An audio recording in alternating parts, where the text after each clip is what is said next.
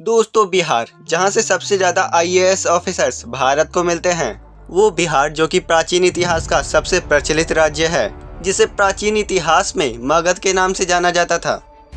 वो बिहार जो कि जनसंख्या की दृष्टि से भारत का तीसरा सबसे बड़ा राज्य है और एरिया के अकॉर्डिंग भारत का 12वां सबसे बड़ा राज्य। इतनी खूबियों के बाद भी भारत का सबसे गरीब राज्य बिहार ही क्यों? आइए जानते हैं फैक्ट इन्फो नेटवर्क के साथ।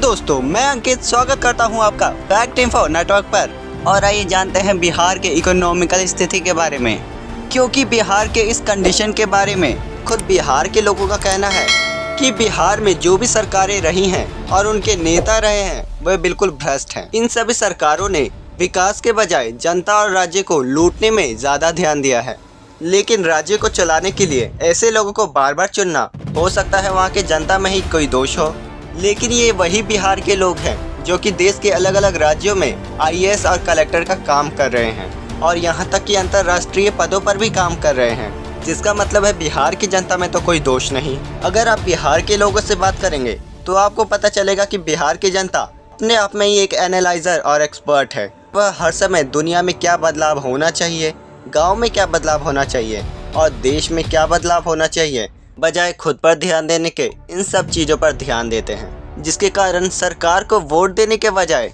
यहाँ की जनता एक दूसरे के विरोध में वोट देती है। इसलिए जो नेता जितने बड़े लेवल का धूर्त है वह उनकी इस मानसिकता का उतना बड़ा फायदा उठा लेता है। तो इतने बड़े राज्य में विकास कहाँ होगा जहाँ की राजनीति जनता को लूटने के लिए बैठी है।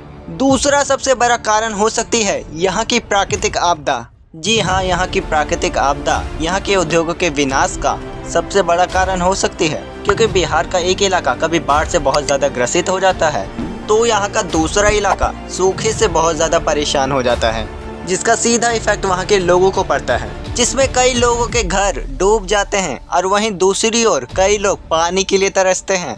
और इन्हीं सब प्राकृतिक आपदाओं के कारण कोई भी बहुराष्ट्रीय कंपनियां यहाँ पर इन्वेस्ट करना नहीं चाहती।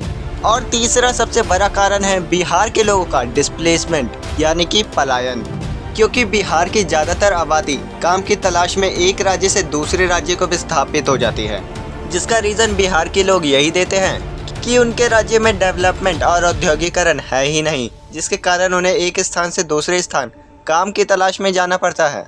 अब सामान्य सी बात है, जब एक राज्य की जनता वहां अपने राज्य के लिए ही काम नहीं करेगी तो भला उस राज्य का विकास कैसे होगा। बिहार के मुख्यमंत्री नीतीश कुमार अपने राज्य में विकास न होने का कारण ये बताते हैं कि उनके राज्य में पोर्ट नहीं है, यानी कि उनका राज्य समुद्र के किनारे नहीं है, जिसके कारण कई कंपनियां बिहार में उद्योगों को स्थापित करने से बचती हैं।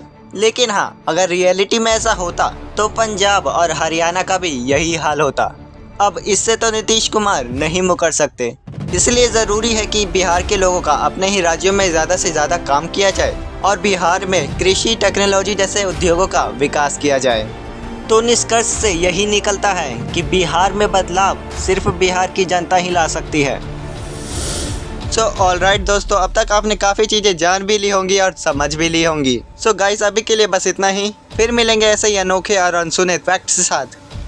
और अगर गाइस आपको इस वीडियो से कुछ भी सीखने को मिला हो तो प्लीज़ गाइस इस चैनल को सब्सक्राइब करें एंड इसे लाइक, शेयर एंड कमेंट करना ना भूलें। Again thank you so much guys for watching this video.